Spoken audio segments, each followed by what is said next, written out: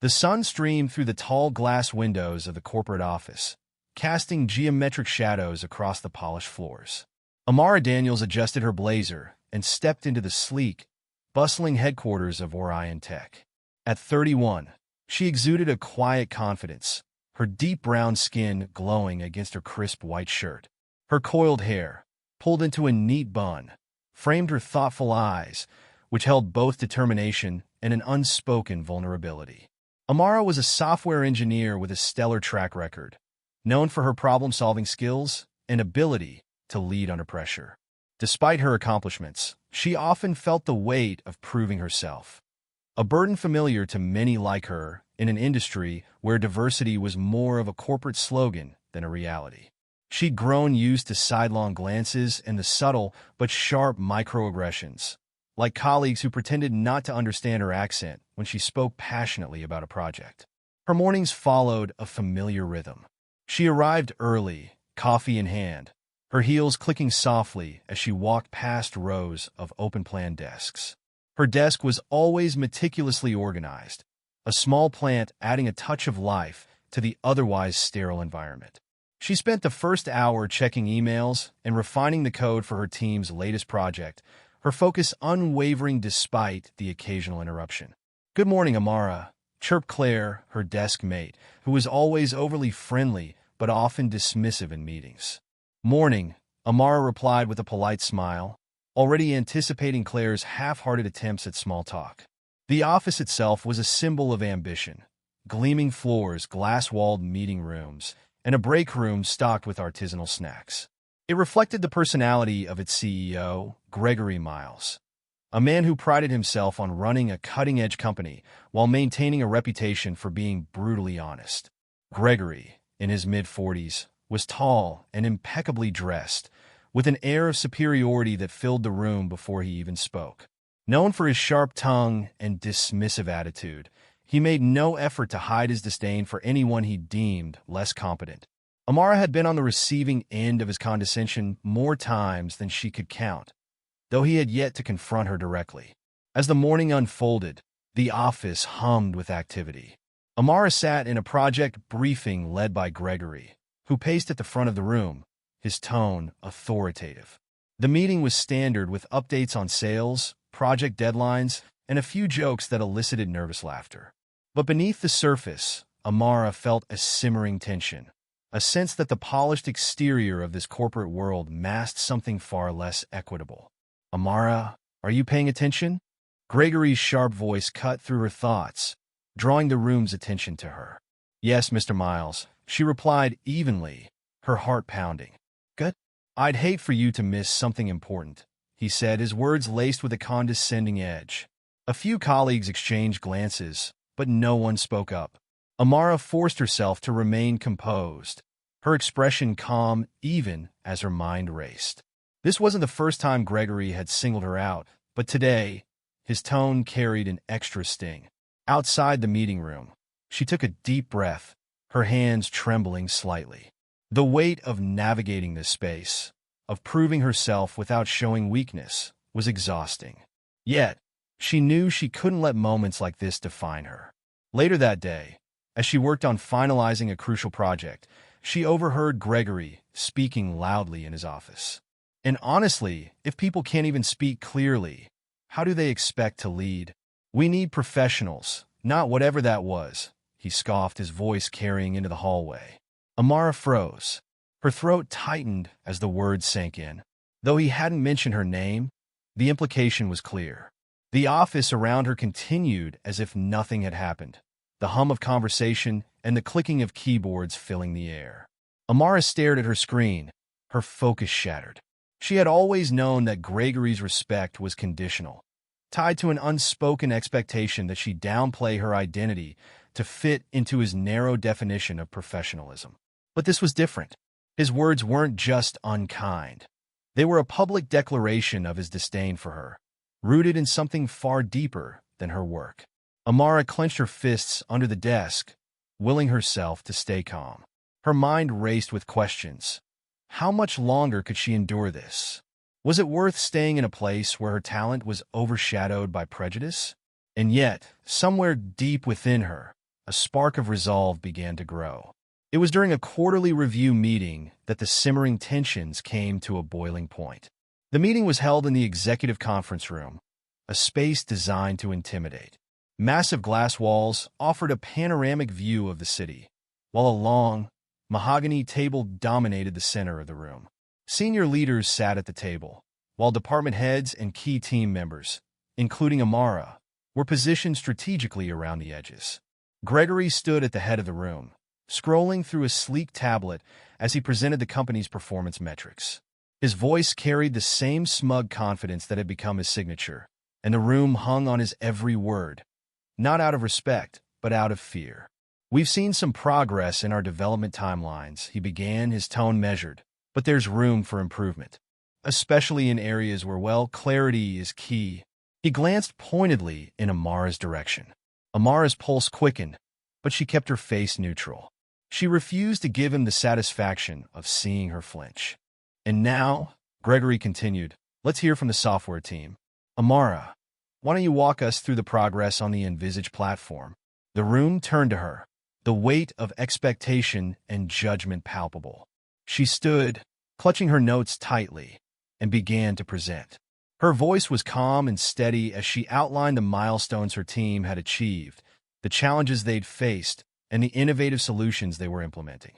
But halfway through her presentation, Gregory interrupted.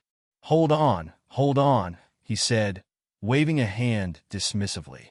"Can we all agree that communication is crucial here? Because I'm struggling to follow.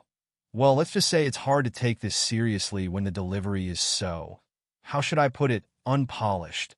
A ripple of awkward silence swept through the room. A few people exchanged nervous glances, while others avoided eye contact altogether. Amara froze, her breath catching in her throat. Her cheeks burned, but she forced herself to meet Gregory's gaze. "With all due respect," she said, her voice steady despite the anger bubbling beneath the surface, "the data I'm presenting speaks for itself. If there's anything unclear, I'd be happy to elaborate." Gregory smirked, leaning back in his chair. "No need, Amara. Just make sure it's clear next time. We're a global company, after all." His words hung in the air like a toxic cloud, and Amara felt the sting of humiliation settle deep in her chest. The meeting moved on, but the damage had been done. Gregory's condescending tone and the implication that her accent, or perhaps her very identity, was a barrier to success cut deeper than she could have imagined. As the meeting adjourned, Amara gathered her things in silence, her colleagues avoiding her gaze as they shuffled out. Only one person, her teammate Ryan, lingered behind. "That was out of line," he said softly, his voice filled with genuine concern. Amara nodded, not trusting herself to speak. By the time she returned to her desk, her emotions were a storm inside her. Anger, hurt, frustration, and most of all, a fierce determination not to let this define her. She replayed Gregory's words in her mind, each one hitting like a slap. It wasn't just about her accent or his dismissive tone. It was about power, how Gregory wielded it, how he used it to belittle and diminish others who didn't fit his narrow mold of leadership. But Gregory didn't know everything about her. He didn't know who she really was or the leverage she held. Amara had kept her family's legacy private for a reason. She wanted to earn her place on merit, not privilege. But now, for the first time, she wondered if it was time to reveal the truth. That evening, she sat at her kitchen table, her laptop open in front of her. She stared at the email draft she'd written, addressed to a member of Orion Tech's board. Her fingers hovered over the keyboard as she debated her next move. Her mother's words echoed in her mind. "Never let anyone make you feel small. You are more powerful than they know." Taking a deep breath, she hit send. The storm inside her began to settle, replaced by a steely resolve. Gregory might have underestimated her, but he was about to learn exactly who he had been disrespecting. The tension in the office was palpable the next morning. Amara entered the building with her usual grace, but her mind was buzzing with thoughts of the email she had sent the night before. She hadn't received a response yet, but she knew it was only a matter of time before the board became aware of Gregory's behavior. Still, the day went on as usual, or so it seemed. Conversations hushed as she passed, and her colleagues avoided her gaze more than usual. By lunchtime, the office felt like a pressure cooker, the air thick with unease. The first crack came when Claire, her desk mate, leaned over. "I heard what happened in the meeting yesterday," she whispered. "That was really unprofessional of Gregory." Amara raised an eyebrow. Claire was usually one to stay neutral or silent when things got uncomfortable. "Thanks," Amara replied, unsure of Claire's sudden change of heart. Claire fidgeted with her pen. "If you ever need someone to back you up, just let me know." It wasn't exactly a heartfelt show of support, but it was something. The day took another turn when Amara was summoned to Gregory's office. She straightened her blazer and took a deep breath before stepping inside. Gregory was seated behind his massive desk, his expression one of forced politeness. "Amara," he began, gesturing for her to sit. "I wanted to address yesterday's meeting." Amara sat down, her face composed. "I realize my comments might have come across as harsh," Gregory said, his tone devoid of sincerity. "But you have to understand, I'm only trying to maintain the highest standards for our team. Communication is key, especially in a leadership role." Amara tilted her head slightly, her gaze unwavering. "With all due respect, Mr. Miles, the issue wasn't the content of my presentation. It was the way you chose to undermine me in front of the entire team." Gregory's smile faltered. "Undermine you? That wasn't my intention at all. If anything, I was offering constructive criticism." Amara's heart pounded, but she didn't back down. "There's a difference between constructive criticism and making comments rooted in bias. You didn't question the substance of my work, just my ability to present it because of how I sound." Gregory leaned back in his chair, his expression hardening. "Amara, I think you're taking this too personally." She nodded slowly, rising to her feet. "I appreciate the clarification, but I'll let the board decide whether or not I'm taking it too personally." For the first time, Gregory's composure cracked. His eyes narrowed. "The board?" Amara didn't reply. She turned and walked out of the office, her heart pounding with a mixture of fear and exhilaration. As the week progressed, the tension escalated. Gregory's usual confidence seemed shaken, though he did his best to maintain appearances. Amara, meanwhile, found herself at the center of a quiet but growing wave of support. Ryan, her teammate, stopped by her desk. "Hey, I just want to say what you said in that meeting. It needed to be said. A lot of us have been dealing with Gregory's attitude for years, but no one's ever called him out like that." "Thanks, Ryan," Amara said, genuinely touched. "Also," he added, lowering his voice, "I heard some whispers." Apparently, the board's been looking into Gregory's behavior for a while now. "I think your email might have been the tipping point." Amara nodded, her resolve strengthening. But not everyone was on her side. A few colleagues distanced themselves, wary of being associated with what they saw as a career-risking move. One even warned her, "Gregory doesn't go down without a fight. Be careful, Amara."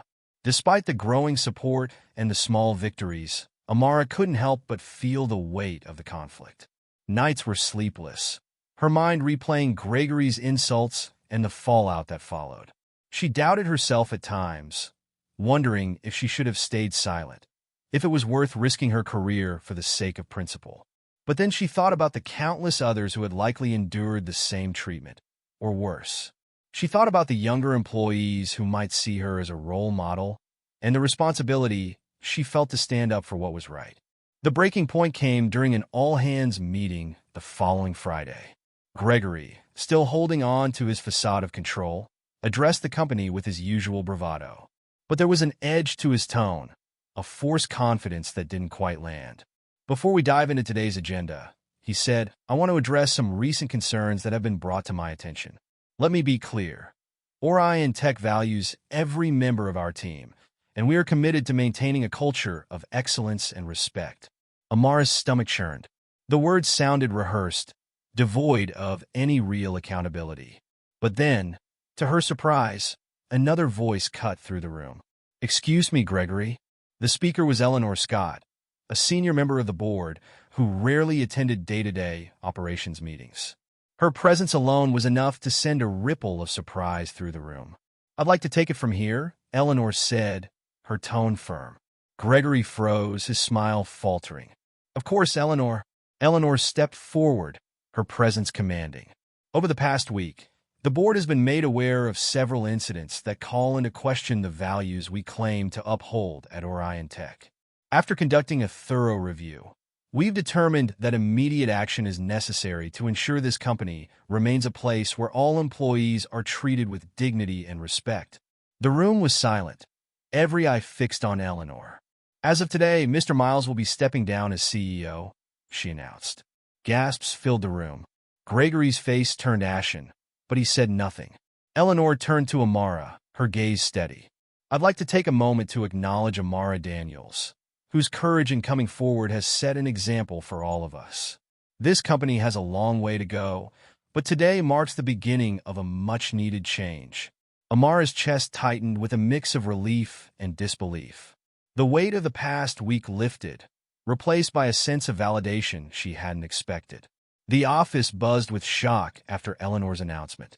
Gregory's departure, swift and final, left the team reeling, but Amara remained calm. She felt the tide shifting, but she knew the moment wasn't over. There was more to say, more to reveal.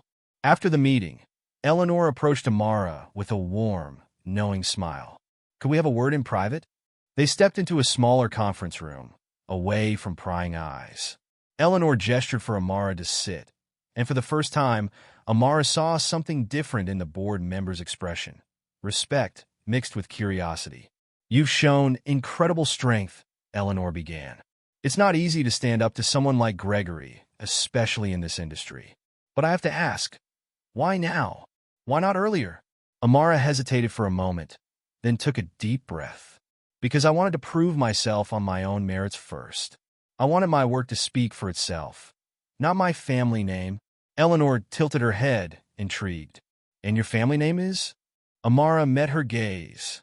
Daniels, as in Evelyn Daniels, founder of the Daniels Foundation. The room seemed to grow quieter, the weight of her words settling between them. Eleanor blinked, then leaned back in her chair, processing the revelation. Evelyn Daniels was a renowned philanthropist and businesswoman whose foundation had played a pivotal role in funding technological innovation and education initiatives across the globe. Her name carried immense weight in the corporate world, though few associated Amara with that legacy. You've kept that quiet, Eleanor said, a hint of admiration in her voice. Amara smiled, the warmth of her mother's words washing over her. I guess I learned from the best.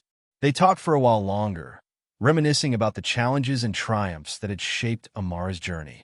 As the call ended, Evelyn left her with one final piece of advice. Remember, change doesn't happen overnight, but every step you take brings us closer to the world we want to see. Keep going, Amara. You're making us all proud. The next morning, Amara arrived at the office early. She stood in the lobby, watching as employees filtered in, greeting each other with smiles and laughter. It was a small thing, but it spoke volumes about the culture they were building together. As she headed to her office, she passed by the wall where the company's core values were displayed. Beneath them was a new addition, a mural created by employees, representing diversity, innovation, and unity. Amara paused, taking in the vibrant colors and intricate details. A sense of fulfillment washed over her. She had fought for this moment, for herself, for her colleagues, and for the future of Orion Tech. She knew there would be more challenges ahead, but she was ready to face them head-on.